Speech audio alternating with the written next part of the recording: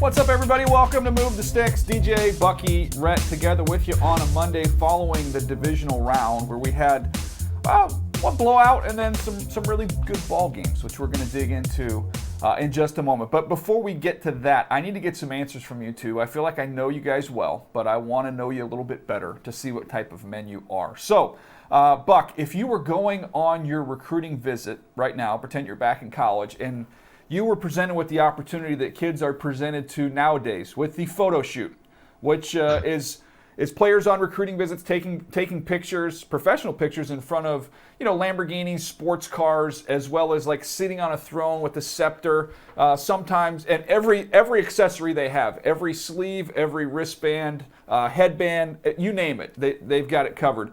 These seem like pretty elaborate photo shoots. Would you partake in those, number one? And number two, would you post them all over the internet? And I'll take Rhett's answer as a follow-up, assuming he actually got recruited. Go ahead, Buck. Yes and yes. I would take the pictures for sure. I would make sure that I was dolled up and I looked really nice. I would have all the accessories that I could have. And I would post them. And I would let the world know that I am on this visit and come see me now because you may see me at this place later. Yes, I'm on. Well, see, yes and yes for me as well, because if you ever saw my tackle football debut in 6th grade, I actually wore all of that in that first game. Like my dad, over the years, had given me all kinds of wristbands and towels and the whole. I mean, I literally looked like a Wilson football ad, with all. I mean, back when they had all the apparel and everything. And so, if I actually had the opportunity to tell the world that somebody was recruiting me in that way, you better believe I'm posting that thing. So yeah, no, definitely would, 100%. See, I think I would have taken the picture, if you're at USC and you're in the Coliseum, the picture in the uniform in the Coliseum, no problem. But the throne with the scepter, that's a bridge too far for me. I can't get with that. That's a little too far. I think Bucky's more comfortable in that setting. He's hoisting that scepter, he can pull that off. I can't pull that off. Bucky, you could agree with me on this, I think, because DJ feels like a guy that would definitely be dancing with Brian Kelly on like a rotating pedestal. Like that feels like DJ's. Absolutely. Yeah. Back to back, just kind of doing the little boogie, the whole deal. Yeah. Absolutely. That's DJ's. He would be doing that right for there. sure.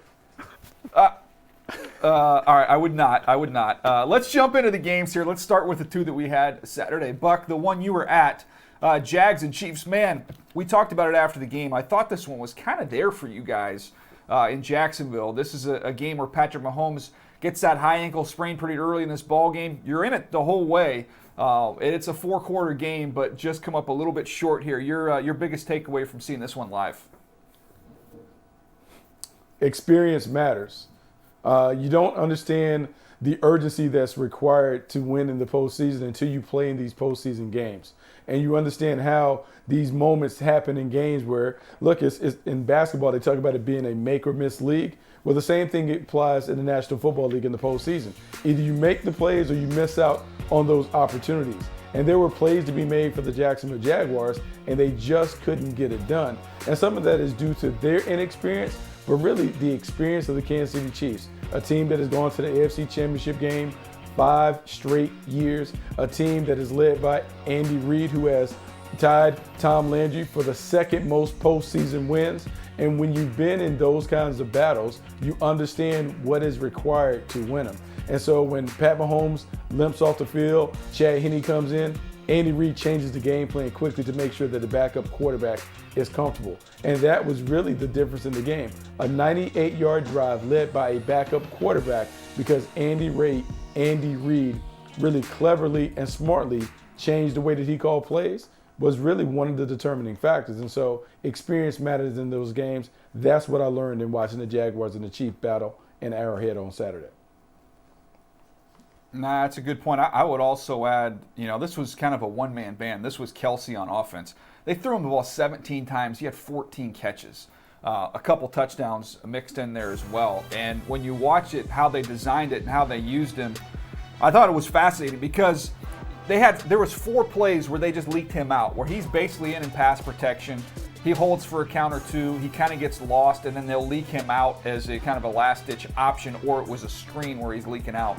They were effective with that. So, okay, now you're going to try and man him up. You want to man him up. The Jags don't really have anybody to match up with him. Rayshon Jenkins, that's a tough cover for him. You saw man beaters. In other words, you saw him on whip routes win. You saw him on a wheel win, which could have been a touchdown, but they didn't connect. You also saw him on a pick play down in the goal line where they get a touchdown. So they have answers if you want to try and just man him up and solo him up. They had that covered. And then if you just want to sit back and try and play zone, he's so good on these curls and digs and seams, just finding space. He's got unbelievable spatial awareness, and then you had the quarterback able to get him the football with those opportunities. So, Rhett, I'm coming away from this saying if you want to try and take away their number one weapon, which it used to be kind of 1A, 1B with him and Tyreek Hill. Now it is clearly the gap between Kelsey and everybody else is enormous. Next week, if you're playing in that ball game, the Cincinnati Bengals can't allow him to beat them, which means you're going to have to see some bracket coverage. You're going to have to get your hands on him at the line of scrimmage. You're going to have to do some things that the Jags were unable to do in this previous game. And the good news for the Chiefs is that if that happens, and if Kelsey is limited at all, you have other answers. And I think we saw one of those answers in a big way. And one of the reasons the Chiefs were able to overcome that Patrick Mahomes, limited mobility issue with the high ankle sprain at the end in the first half, and then in the second half when he came back, Isaiah Pacheco. The run game. Like, when have we said the Chiefs really dominated and could dominate physically with the run game? Isaiah Pacheco is just a beast. Like, he's not the biggest dude out there, but he literally takes every carry like he is never going to get another one in his life.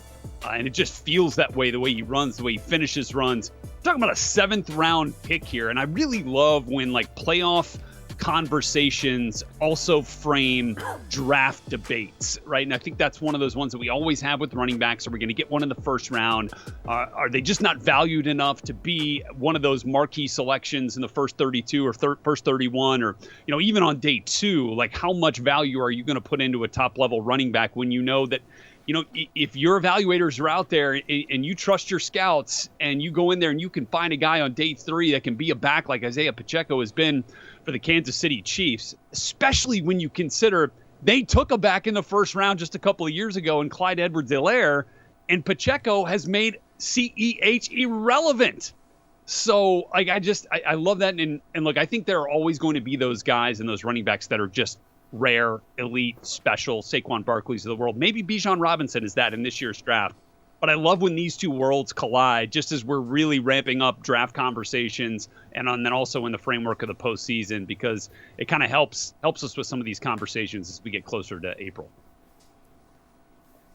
Yeah, I think it certainly helps the conversation, Rhett, and I think it's one of those things that we'll continue to debate, because I think you can go that route with Pacheco if you have a guy like Pat Mahomes. The better the quarterback, maybe the lesser need for a top-flight running back. But if you don't have that quarterback, you probably need a better running back. When you think about this from the Jacksonville Jaguars standpoint, because they're in a scenario with Travis Etienne and Trevor Lawrence and how they're balancing that out, I think they'll look back at this as one where they missed opportunities. DJ talked about Travis Kelce picking apart the Jaguars secondary, having 17 targets, 14 receptions. And even though they went into the game wanting to play bend but don't break, there was an opportunity for the Jaguars to really seize control of the game when Pat Mahomes goes out, and they didn't do it. And then you think about some of the other near misses. Christian Kirk is unable to hold on to a deep ball. Jamal Agnew fumbles the ball right on the doorstep of the goal line in the fourth quarter when you have an opportunity really to cut it to a one-score game. Those are the things that they'll replay in their heads over and over again.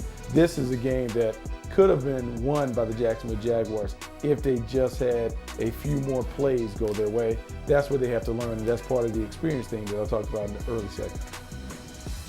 Yeah, and so what's next, right, for Jacksonville? Talked a lot about it this year on the podcast, especially late, like how they really hit on free agency this year, especially with the pass catchers and the targets for Trevor Lawrence. And then you look on the defensive side of the ball, a bunch of contributors, Foye Oluokun at linebacker. They found a bunch of guys. I'm really curious now to see the Calvin Ridley effect next year. Obviously did not play all of this year on suspension. They get him via trade from the Atlanta Falcons. Like, what's left there? And I mean, because when that dude's healthy, when he's rolling, like, that's a number 1 wide receiver. Are you going to be able to pay Evan Ingram? I just feel like you've got to continue, based on what we saw from Trevor Lawrence this year, you've got to continue to support him both with targets and with big guys up front. You cannot miss by drafting offensive linemen for a marquee quarterback like that early, whether it's round 1, 2, 3. I feel like in day 1 or day 2, they've got to come away with another target and another offensive lineman to continue to support Trevor Lawrence and maximize that potential that we all know that we kind of started to see this year, DJ. Yeah, I think you get Calvin Ridley in there. I think this offense, already really good, is going to go to another level. You saw him get better and better and better. To me, the offseason is going to be about pass rush. This is a team that had 35 sacks last year. Keep in mind the Eagles led the league with 70. They doubled them up. You look at KC at 55. So there's more that needs to be done there. Josh Allen led this team with 7 sacks last year. Smoot had 5. Arden Key 4.5. They need some fastballs to kind of complement what they have, get some more depth, and be able to roll those guys through. This offense is going to get you a lot of leads. They've got to figure out a way to get to the quarterback a little more efficiently in the future. So that, to me, is one thing you got to look at. All right, let's move to the next game here. We've got Giants-Eagles, and Buck, this was not a competitive game. This was an absolute beatdown. What was your takeaway here with the Eagles just thrashing the Giants? Old school still works. And old school, by meaning old school, I'm talking running the football, building your team a certain way with the offensive and defensive lines being a priority. Yeah, it still works in today's football. But the way the Eagles went at the New York Giants, to me, was surprising, but also impressive. A week ago, we talked about the Giants' front line, their defensive front line, absolutely dominating at the point of attack. And the Eagles ran right at them. They had a game plan where they were going to run the football. They ran the ball over 40-plus times, had over 260-plus yards against them, and they didn't let up. And this is a team in the Philadelphia Eagles where we celebrate all the shiny pieces on the outside, but at their heart of hearts, they are a downhill running team that wants to beat you up. They overpower you, and they did that. And I never thought that they would be able to kind of manhandle the Giants like they did. But man, from the opening snap to the final whistle, dominated the team in a physical fashion. And old school NFC East butt kicking, that's what they issued out to the New York Giants. Yeah, it was trench dominance, both sides.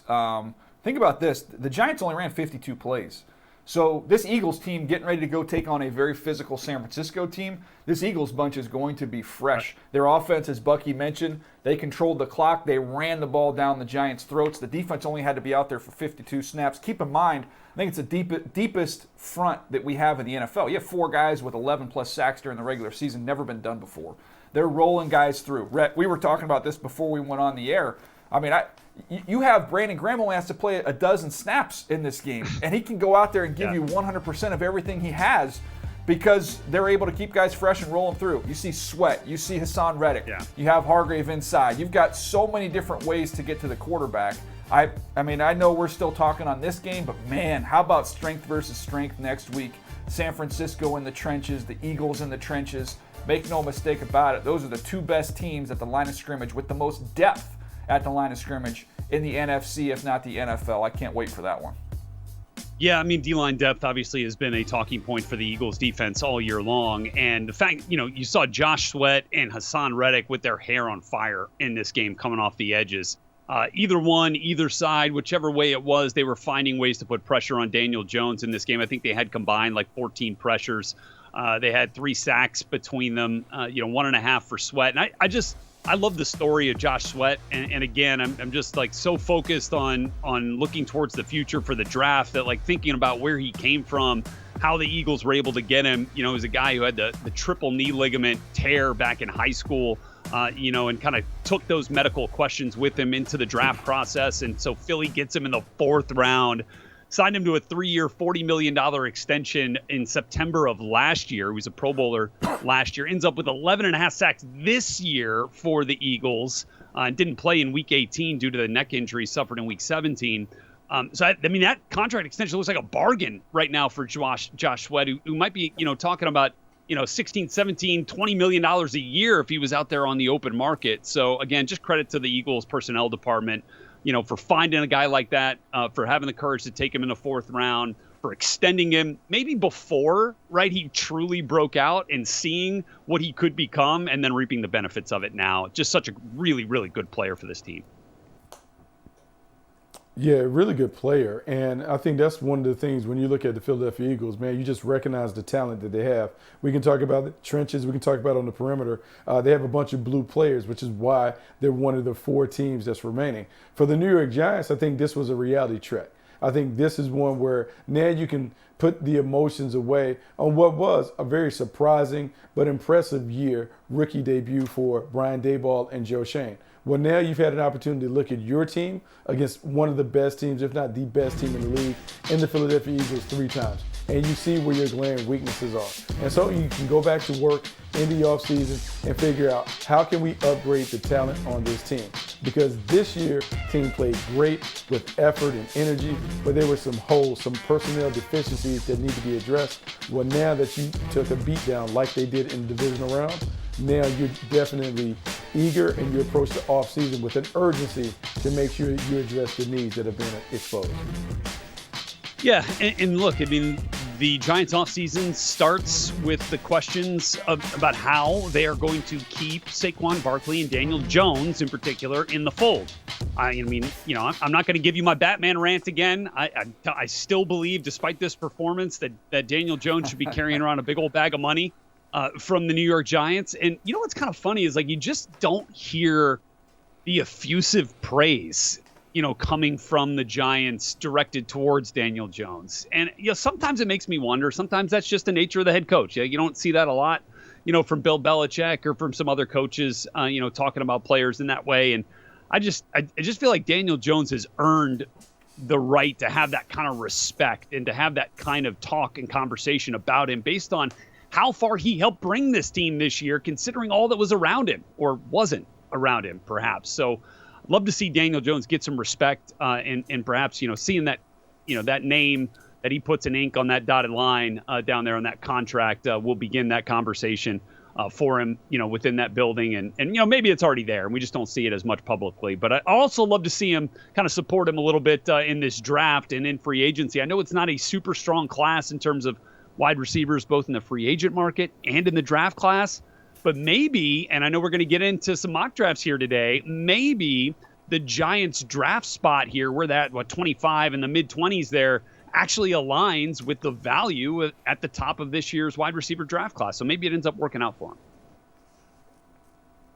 It was funny. I was thinking about this with Brian Daboll. Think about what they did in Buffalo. They went out and got Stephon Diggs. They got a chance to see this offense that they had. They didn't have enough playmakers. They make the trade for Stephon Diggs, who was not happy at the time in Minnesota. Now I'm thinking of Stephon Diggs at the end of the game the other day.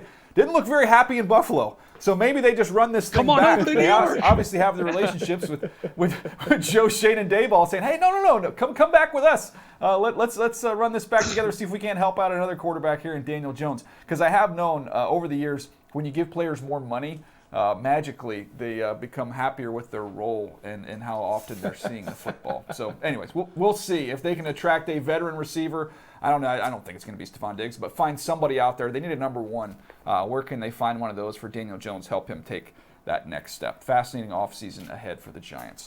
All right, we're going to take a quick break. When we come back, we're going to jump into Bengals, Bills, Cowboys, Niners. 2 really interesting games we saw on Sunday. We'll break those down right after this.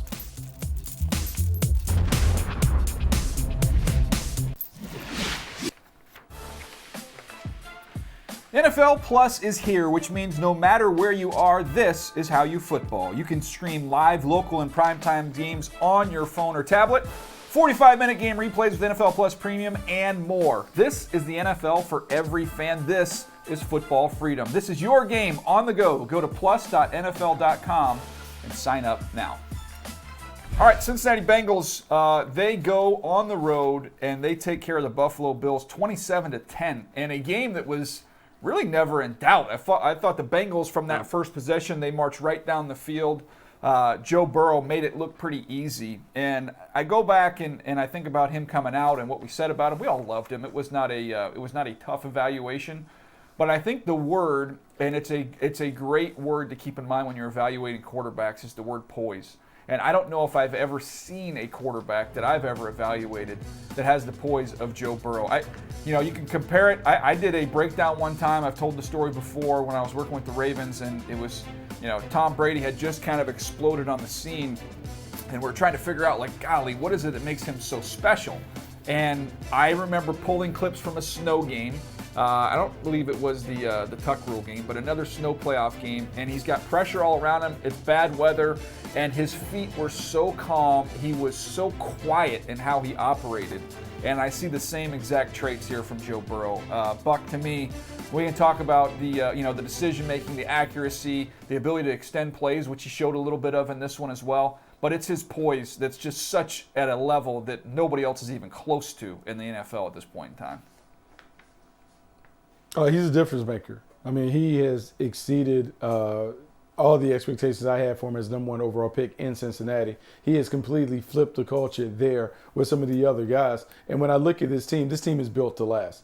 And it's funny because this team was the one that was coming off of the Super Bowl appearance, but yet I still felt like we always put them behind the Buffalo Bills and the Kansas City Chiefs whenever there was this conversation. Well, now they're here. And when you really look at the way the team is constructed, they're built to last. Franchise quarterback in Joe Burrow. Playmakers galore in Jamar Chase and Tyler Boyd and T. Higgins, running back in Joe Mixon. You think about their defense, we always talk about quarterback and pass rushers. Well, now you got Trey Hendrickson, you got Sam Hubbard, you have linebackers in Logan Wilson, and then what they have in the secondary, guys that are versatile players that can play off, that can play man or zone and do a bunch of different things.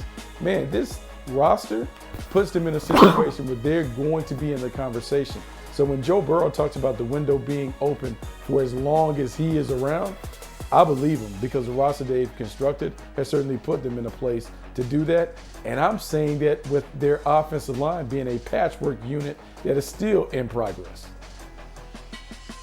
Yeah, I think I remember a lot of conversation this week about trying to find Andrew Whitworth a flight out to Cincinnati, to start at left tackle for the injured Jonah Williams. I don't know, everybody's having fun with it, but like the Bengals need Andrew Whitworth. There's no way they're going to be able to survive this Bills defense losing 3 of their starting 5 offensive linemen in this game. Well, Jackson Carman, who started 27 games in his final 2 years at Clemson at left tackle, starts his first career game at left tackle in the NFL this year after being drafted in 2021 and absolutely passes the test for protecting Joe Burrow's blind side, for creating run game opportunities. And, DJ, I actually remember having a conversation with you inside training camp live. I was in Cincinnati summer before his rookie year. I'm like, God, Jackson Carman, he was a good player at Clemson, a second-round draft pick. Guy's buried on this depth chart and not even a tackle, but a guard. It's like the third-team right guard for an offensive line that, it's not among the top units in football. I'm like, what's going on here? Well, it turns out you kick this dude out to left tackle where he played all of his college football, and he's a pretty darn good player. I think about a couple of plays. The first drive, the Jamar Chase touchdown from Joe Burrow. Dude takes 2, right? He washes down the edge rusher and then pops back out to get a late blitzer off the edge, allowing Burrow to step up and step through and throw that touchdown pass to Joe Burrow or to Jamar Chase. And then you think on a 3rd and short, pitch out left to Joe Mixon, right around, running behind Jackson Carman. He absolutely erases Tremaine Edmonds off the screen. It happens right here on the left side, going towards the sideline. That is a really nice piece to be able to have and put in there at left tackle when Jonah Williams goes out. So I thought that offensive line did a fantastic job limiting the pressure on Joe Burrow and creating room for the Bengals run game to put up their second best performance in terms of total rushing yards of the entire season.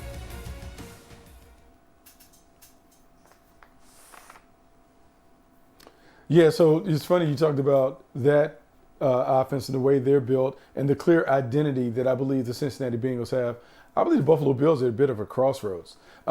We've seen this team in the last 3 years appear to be a team that is ready to go to the Super Bowl, but they've fallen short. And now I wonder if this team is not only plateaued, but if they're now beginning to regress and come back to the pack. And so when you're looking at the team and you're trying to figure out how can you help them get better, they have to figure out offensively what is our identity going to be? Are we going to continue to be the big play team that really hangs on the success that Josh Allen is able to kind of produce with these magical plays? Or can they build a more balanced offense to take some of the pressure off of him to kind of be the big play hunter, where they can play a more controlled game? Because that was the difference in this game on Sunday.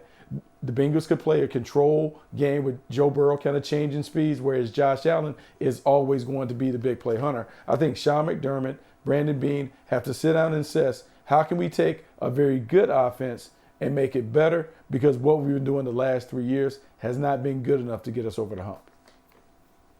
You know, I'm still sometimes perplexed, and I think this is part of what kind of confused me with this Bills offense this year is just the lack of consistent connection between Josh Allen and Stephon Diggs when things weren't going so well. Like when this team was really struggling on offense, it's because Stephon Diggs wasn't as big of a part of the game plan as we've seen in his first couple of years there in Buffalo. Not game plan, but in terms of efficiency and execution. He's always going to be a big part of the game plan. But you saw that the miss on that first drive for the Bills kind of set the tone for the day. It was like, and then they just couldn't quite create the type of chemistry and connection that we've come to expect and associate with Josh Allen and Stephon Diggs. 10 targets, just 4 receptions? That's not the type of production that you expect from that duo as one of the best in all of football in terms of quarterbacks and wide receivers. And it's got to be better for the Bills moving forward. They got to find a way to create those opportunities to get the ball into Stephon Diggs' hands and let him go. I mean, that's what we loved about this offense, you know, when Brian Daboll was there and in these last couple of years. And at times this year, they were on that same page and were able to connect in that way. It just didn't happen in this game. And DJ, that's got to change, and that's got to be they've got to find ways to get Stephon Diggs the football and get him involved in these big moments. Yeah, absolutely. I also think they just need to be more physical up front, and that is going to have to be with some personnel changes. They need to get better offensive linemen. They need to add a bigger, more physical back to complement what they already have there. Like James Cook, I like Singletary, but I'd like to have somebody that could help you control and possess the football a little bit more, get a little bit bigger to complement what you have there. So that's on the offensive side. You guys have hit that pretty well. I also think on the defensive side, I love Tre'Davious White coming out. He's a great player early in his career. Coming off injury, he did not play well. Not play well in this game or a couple other games down the stretch. I think they need more talent. They need to get younger. They need to get faster and more athletic on the outside at corner. So continue to add to that group as well. So that's something to keep an eye on there for Buffalo as we go to the offseason. All right, Cowboys, 49ers. This is a game, yeah. No, I was just going to say, like, I think that the way that you were talking about for the Bills on the offensive line, I think you could see that on the defensive line too. Like that front has been gashed now a couple of different times in the run game, and it was in this game against Cincinnati. Like, they need a dude that can get in there and eat up some space on the interior of that defensive line. It didn't feel like Ed Oliver was as big of a piece of the defensive effort as maybe you might have expected. A guy like Mozzie Smith, I'd be looking at, in that day 2 range for Buffalo as a guy that can help kind of establish a physical presence in the run game as we kind of get forward into the draft conversations. But I'll get it back to you now. No, that'll be good. It'll be an interesting team to follow here in the offseason, what they do, especially now that you've paid your quarterback. So that makes it a little more tricky in terms of upgrading all these other pieces. Buck, Niners, Cowboys, not the most aesthetically pleasing game, but the Niners kind of made it a muddy affair and they got it done. Your biggest takeaway from this one on their side of things? Kyle Shanahan went back to running the football, and his creative run schemes really made a difference.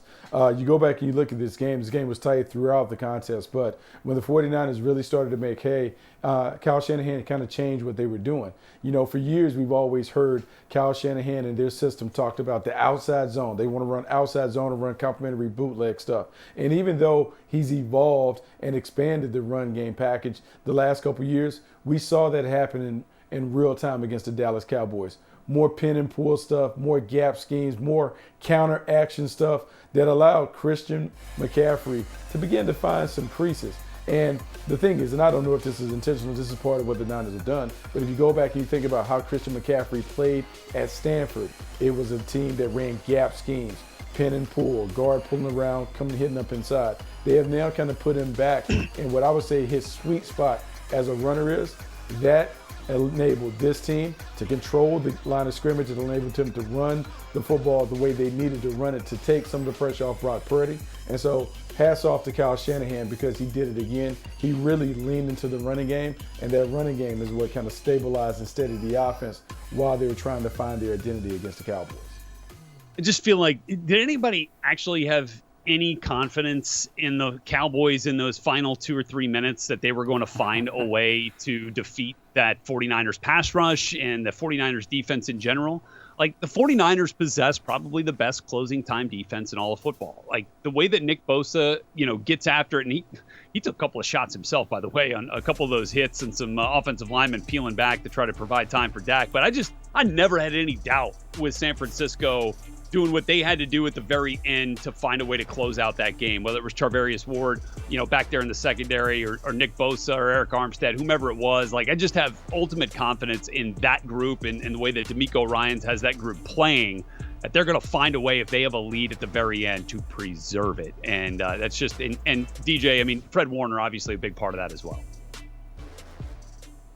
Yeah, what he does is unique. I mean, you're going to see that play a million times where he's lined up at the line of scrimmage and he's able to get all the way down the seam with CeeDee Lamb. That's just, there's not many guys that can do that, and it allows you so much freedom and so much flexibility. And it reminds me of that 49er defense when you had Navarro Bowman and Patrick Willis, because you don't have to get your subgroup out there, because these linebackers can run and cover like safeties. So you've got somebody that's physical, that can make plays on the other side of the line of scrimmage against the run, and you got somebody that has unbelievable range in coverage. And not to mention, he's so long, it makes it difficult to kind of work in the middle of the field. So he, to me, is one of the most impressive players in the league, and even though he gets some accolades in terms of All-Pro and all that stuff, I don't know that he's talked about quite enough on a defense with Nick Bosa. Doesn't quite get all the credit he deserves. He is a unique player with all that he can do. So a big-time game from him. On the Cowboys side of things, Rhett, a lot of different places we can go. What was your takeaway there going forward? Well, I mean, I think obviously, both figuratively and literally, the Tony Pollard injury really hurt Dallas. I think he was going to be a massive part of this game plan. I think you saw that commitment to getting him the football early in the game. He goes out in the second quarter, and I think you lose a real explosive piece to this offense. And now what does it do for Dallas? Well, it forces them, into some situations, that they probably would have loved to have avoided in the second half and after that injury. And now even further complicates things for them moving forward.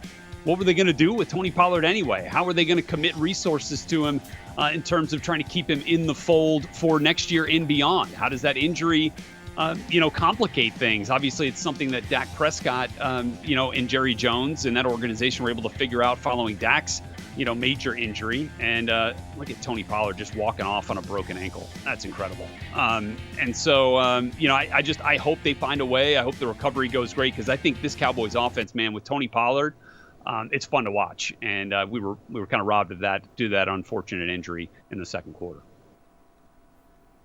Yeah, they need more playmakers offensively. They need to surround CeeDee Lamb and Tony Pollard with more help and more guys. Dalton Schultz did not play well in this game, including at the end, with just zero awareness there on the sideline. That'll be interesting to see what they end up doing next year. Try and get some more weaponry out there, just a little more firepower that they need. Buck, the last one, my last point on this. Oh, yeah, last point on this one, Buck, I'll get over to you.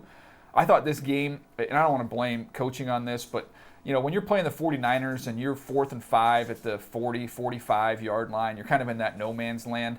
I just feel like in the playoffs, the teams are so evenly matched that you're not going to be rewarded for playing passively. You're going to have to be aggressive. And I just thought this was not really an aggressive approach to the end of the game when they ended up punting, assuming your defense is going to be able to get a snap against one of the most physical and best running teams in the NFL, with Christian McCaffrey in the fold, and Deebo Samuel and Kyle Shanahan's scheme and Trent Williams. I just thought it wasn't, we're pushing all of our chips in, we believe in our guys. That was kind of a passive approach. Yeah, the one thing that I worry about with the Dallas Cowboys, it's a common thing. I worry about this team being on the details. And so you pointed out Dalton Schultz and the lazy play at the end of the game, not having enough awareness. No, hey, man, put both feet down, make sure you're in, you get out of bounds. Another play, when you have the reception and instead of going forward, you go backwards, so the clock continues to run. And so this is a team that has had game management, situational awareness issues throughout Mike McCarthy's tenure. And so I just wonder if this team is ever going to get that part shored up, because certainly they're talented enough to be one of those teams that we talk about being worthy of being in the Final Four. But the details matter in these big games, in these moments in the postseason, where it's the little plays that turn into the big plays that ultimately decide games. I wonder if the Cowboys can be disciplined enough, if they can be detailed enough to win these games going forward, because there's something that is lacking in their DNA that keeps them from winning these close games like this. No doubt. And look, Dak Prescott's not going anywhere with his contract, but he's got to be better. He's flat out was late on throws. The ball was getting away from him. He wasn't controlling the ball, missed some opportunities over the top. So I don't want to leave this discussion without, he needs to own some of that. And he did. He's a stand-up guy. He owned it after the game. He's going to have to get better if this team is going to move further on in the postseason in the future. All right, we're going to take a break. When we come back, it is officially mock draft season. Mine came out last week. We're going to dig into that one a little bit. Bucky's is coming out today. It is actually out right now, so you can check that one out as well. We'll jump in and talk a little draft right after this.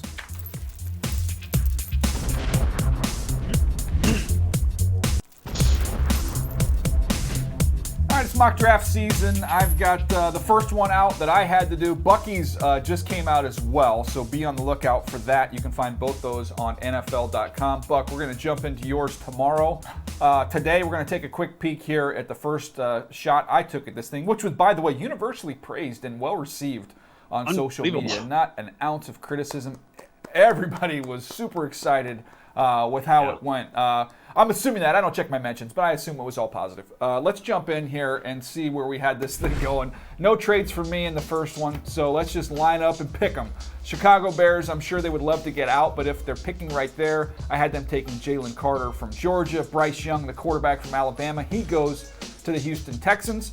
Will Anderson, edge rusher from Alabama. Alabama goes back-to-back. He's the third pick to the Cardinals. Will Levis, who seems to be the lightning rod in this draft class, quarterback out of Kentucky, to the Colts. Tyree Wilson, edge rusher, to the Seahawks. Devon Witherspoon, my top corner, he goes to the Lions at 6. 7, Peter Skoronski, offensive lineman out of Northwestern, can play guard or tackle for the Raiders. At 8, the Falcons going Lucas Van Ness, kind of a high riser through this past season out of Iowa. C.J. Stroud, he goes to the Panthers at 9. They get their quarterback. And the Eagles, as they always do, go to the line of scrimmage and get Miles Murphy from Clemson. So there's the top 10, Buck. Big takeaway from you would be what? Jalen Carter at number 1 over Will Anderson. I just want to know why the inside rush as opposed to the outside rusher for the Chicago Bears. When you think about Matt Eberflus and what this team wants to do in terms of playing their style or their version of Tampa 2, it requires pass rushers. And so I just wonder, Will Anderson is a more accomplished pass rusher. Why him over Jalen Carter at the top of the board? Yeah, I had Jalen Carter because I think it's harder to find that guy. And if you use the phrase Tampa 2, was it harder to find Warren Sapp or was it harder to find Simeon Rice? Now, they're both unbelievable players, but to me, it's just more difficult to find interior disruptors, interior pass rushers. You can't account for them. We've seen it, obviously, in recent history with Aaron Donald, the way he's been able to take over football games. I just think there's positional value-wise, I might place more of it for a player like Jalen Carter, who I think is just harder to find. Even though Will Anderson I love as a phenomenal player, that's why I had that going the way it was there. Rhett, your takeaways? Yeah, and I guess I'll just follow up that real quick, because you think about the move that the Colts made when Eberflus was there as the DC to go get DeForest Buckner as an interior player and maybe give some credence to that thought of Jalen Carter over Will Anderson there in the interior for the Bears as well. I think the quarterback part, not necessarily the Bryce Young thing. I don't think anybody would be shocked if the Texans go quarterback, and I certainly don't think anybody would be shocked if Bryce Young is the first guy off the board, although you could probably have that debate, and we will for the next 3 months for sure. But I was kind of curious as to why you ended up going Will Levis over C.J. Stroud there. And look, I know I feel like at this point I like C.J. Stroud a little bit better. I think the last piece of tape that we saw from him might have been his very best, and that was that game against Georgia. Ultimately a loss, but played very well against that good defense. I feel like that would be a home run there for the Colts, although I still like Levis. I think I would have gone with C.J. Stroud if I was Chris Ballard there at 4. Why did you ultimately make that choice, Deej? Yeah, no, again, this is not going to be how I have him. As you guys both know, it's going to be what I think would happen. And I just think Chris Ballard is somebody that's always been traits obsessed. He's always wanted guys that offered some unique ability. Now, if you just want to watch them and watch their cut-ups, you're going to come away saying C.J. Stroud, he's more consistent, he's more accurate. I would say this, I don't know that one player on Kentucky's offense would start for Ohio State. And Levis is playing against tougher competition on a consistent basis. So there are high highs for him and some low lows. His worst tape is going to be much worse than what you see from C.J. Stroud. But I think with his athleticism and what he can do movement-wise, I love what Stroud did in that last game, but you have a lot more canvas to go off of in terms of Levis's athleticism and his ability to extend, create plays, make things happen on a pretty inferior team there in the SEC at Kentucky. So, again, not that I would take him over Stroud at this early point in the process. Right now I have Stroud over him. But if you're thinking of Chris Ballard, Buck, a guy that you can monitor and track his track record thus far, he likes the guys that are, traitsy, and that is definitely Will Levis. Yeah, that definitely is Will Levis. It's interesting. That's going to be the fascinating discussion. And I already know because we're going to get hit up about it. Everyone is going to attempt to make the comparison between Will Levis and Josh Allen. I think it's a little different, but we'll see. That will be the debate that we will have on the podcast, on Path to the Draft, on every other show that we have on the network. Will Levis is going to be squarely in the crosshairs because I think he's going to be one of the more polarizing prospects in this draft class. Yeah, no doubt. All right, let's get to the rest of it here. Let's go 11 through 20 and see if anything jumps out to you guys. At 11, we've got the Tennessee Titans going Paris Johnson out of Ohio State. I won't rip through each and every one of these picks, but a couple interesting ones. You've got Brian Branch is a thanks, you're welcome. Brian Branch can play some nickel, could play some safety. I'm not so sure he couldn't play outside a little bit. Going to the Patriots at 14. That Alabama, Bill Belichick, Nick Saban connection, not a surprise there. I've got Trenton Simpson, a linebacker, going 18 to the Lions as they try and remake their front seven. And I've got another edge rusher going to Seattle at 20. So I have them going with two edge rushers, try and juice up their pass rush a little bit. I know that's something that Pete Carroll wanted to focus on. Rhett, I'll go to you first on this one, 11 through 20. Names, positions, teams. What jumps out at you? Yeah. I think Joey Porter at 12 to the Houston Texans, after they get their quarterback, and then you're talking about another marquee position in today's league, right? You talk about shutdown corners. Got one last year all the way up at the top at number 3 with Derek Stingley. Was off to a really nice rookie campaign, got banged up towards the end of the season, didn't see him a ton in the second half. And now you pair him up with Joey Porter Jr. I mean, you want to talk about long levers and athletic traits and a guy that was the best in the business, or at least right up there during the entirety of his Big Ten career in terms of corners in that conference, and face some pretty dang good receivers too. And obviously the name should sound familiar. It will be, and a real fierce competitor type of guy. I like Joey Porter. I think that's a real interesting way to go at it with the Houston Texans, to find a pair, of shutdown type corners in Stingley and now in Joey Porter, if that's how that ends up falling. I think that's real intriguing there in the AFC South. Let me tee up on this, Buck, real quick. Sorry, I didn't mean to interrupt you there. But your Jags, this is a division in the AFC South that if you're going to build your team to win the division, you had your sights set on the Tennessee Titans and the Indianapolis Colts, two rock'em sock'em physical line of scrimmage teams. Think about the big-time backs, Jonathan Taylor and Derrick Henry. I feel like now when you see the trajectory the Jags are on with Trevor Lawrence, I feel like if you're building your team to win that division, as Houston is going to attempt to do, I think the Jags and what they can do throwing the football is going to be more in your sight line than maybe the physicality of the Titans and the Colts previously. I think that's the way you have to build your team in this division right now with your Jaguars in mind.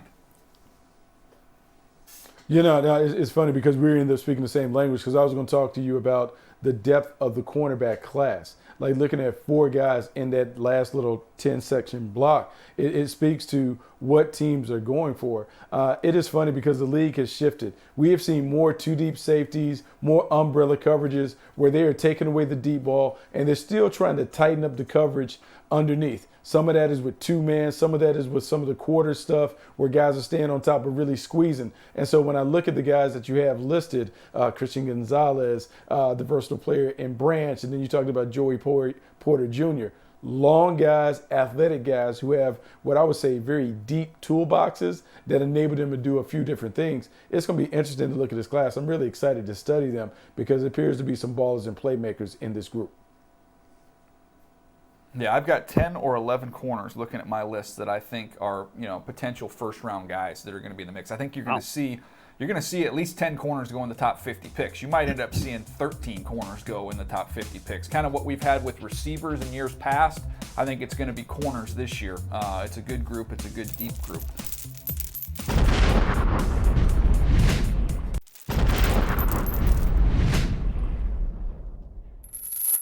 Let's get to the finale here. Let's go 21 through 32 and see if we don't have any other questions here. 21 was a fun one for me. Dalton Kincaid, who I love at tight end, coming out of Utah. He goes to the Chargers to give Justin Herbert a big-time weapon. We've got Bijan Robinson.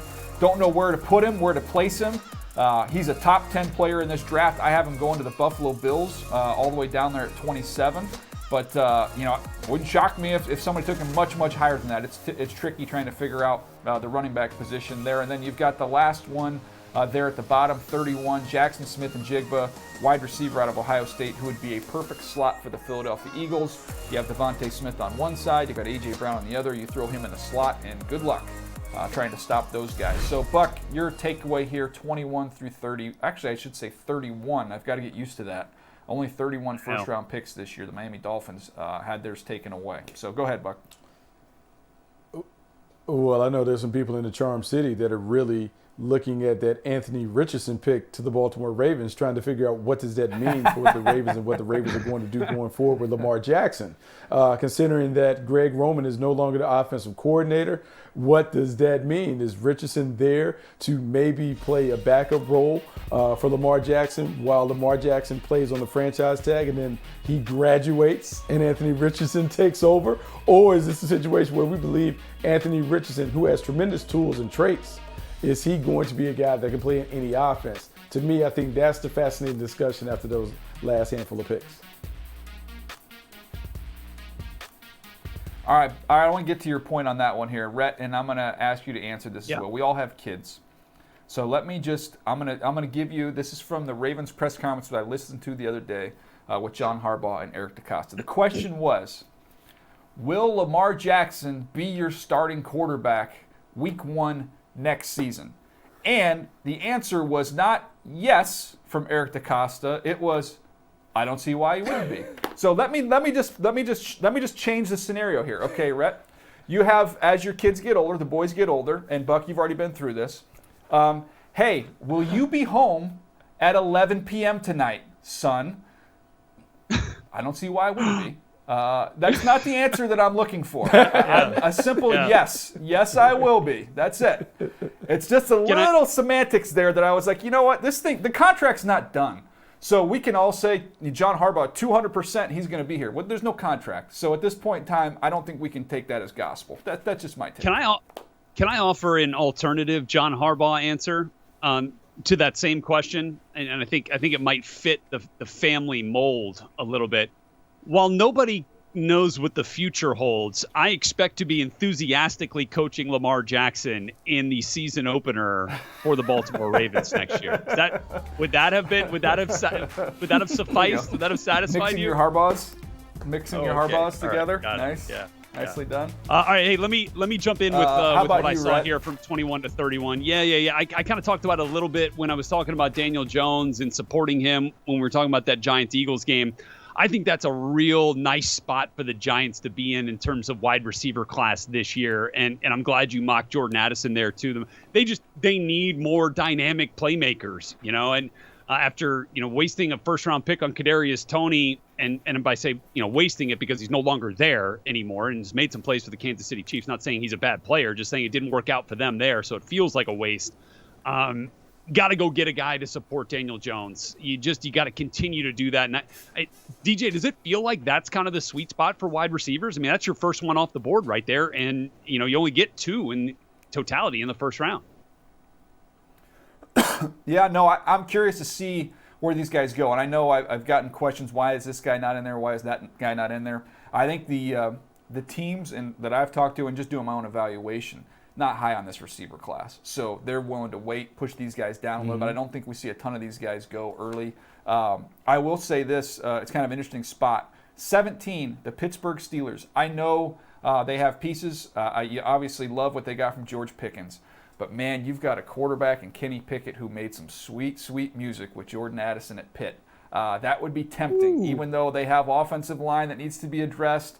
I'm sure corners is big on their priority list, but that would be a fun one to see those guys get back together where they played college ball together. Go ahead, Brett. Hey, by the way, is this the third year in a row, the fourth year in a row that we've mocked a first-round running back to the Buffalo Bills? Like, I feel like it was Najee Harris 2 years ago. Happens. It was Breece Hall last year. Bijan Robinson this year. Maybe we they get should it. have. Third time's a charm.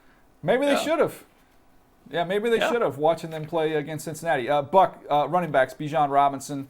Again, are you in the same boat as me in that love the player? I just don't know where he's going to go. And it could be way high up there. It could be down here in the range where we have him in this one. It's funny because you have him going to the Buffalo Bills, and I think that would be a great spot for him. But how about the pick that's right before them, the Dallas Cowboys? We have seen what the Dallas Cowboys potentially would need with Ezekiel Elliott being on his last leg, Tony Pollard suffering an injury, and that offense needing some juice. I think somewhere in that range, Bijan Robinson should go because there's no denying the talent. The guy is an unbelievable playmaker with the ball in his hands. He can run it physically between the tackles. He can catch the ball out the backfield. This is a premier running back. It's just that the position has been devalued so much that you just don't know where to peg him because you just don't know how league executives are going to view taking a running back in the first round. Yeah, no, it's going to be interesting to see where he ends up going. But, man, he is a phenomenal football player. So we'll see. Again, Bucky's mock draft is out as well. We're going to jump into that one tomorrow. We get a chance to break that one down. This was a fun one today, breaking down these games. We'll get into Bucky's mock draft on the next episode. We'll have a chance later on in the week to preview the conference championship games, which should be a lot of fun. So appreciate you guys hanging with us here. We'll see you next time right here on Move the Sticks.